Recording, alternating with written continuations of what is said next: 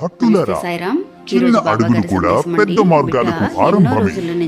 సంకల్పం శుద్ధంగా ఉండాలి కానీ ఆ శక్తి కూడా ఈ మార్గం మూలలో మీరే మాత్రమే సృష్టించగలరు. ఉంది. అది ఎవరు మీరు ఎందుకు ఏ తెలుస్తుంది పని అనే విషయాన్ని ఈ రోజు నీకు తెలియజేస్తాను అని చెప్పి బాబా ఒక సందేశాన్ని పంపిస్తున్నారండి. ఏమంటున్నారు అని అంటే, చాలా మంది ఇళ్లలో అండి పెట్ అనిమల్స్ అని మనం పెంచుకుంటూ ఉంటాం.